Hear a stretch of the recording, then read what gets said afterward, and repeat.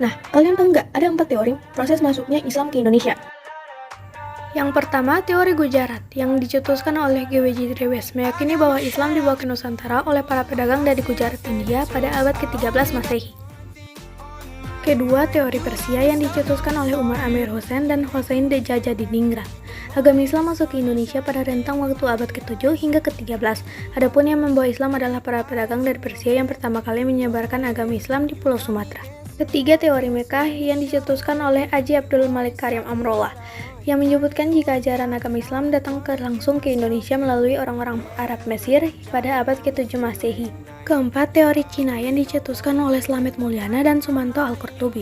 Islam masuk ke Nusantara pada sekitar abad ke-9. Dalam hal ini, etnis Muslim Cina berperan dalam proses penyebaran Islam di Nusantara bersamaan dengan migrasi mereka ke Asia Tenggara. 5. Jalur Islamisasi di Indonesia. Salah satunya adalah perdagangan. Jalur Islamisasi melalui perkawinan. Jalur penyebaran Islam melalui pendidikan pondok atau pesantren.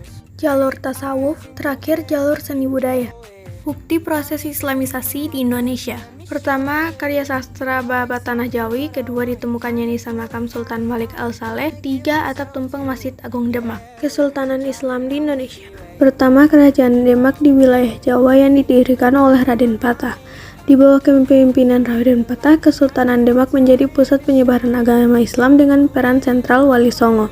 Kedua, Kesultanan Samudra Pasai di wilayah Sumatera, didirikan oleh Marasilu. Proses Islamisasi di kesultanan ini yaitu perdagangan dan perkawinan. Ketiga, Kesultanan Banjar di wilayah Kalimantan yang didirikan oleh Raden Samudra. Proses Islamisasi di kerajaan ini melalui jalur perdagangan yang dibawa oleh pedagang-pedagang Muslim seperti Raden Pak. Keempat, Kesultanan Gorontalo di wilayah Sulawesi yang didirikan oleh Tumanurung Bahinea.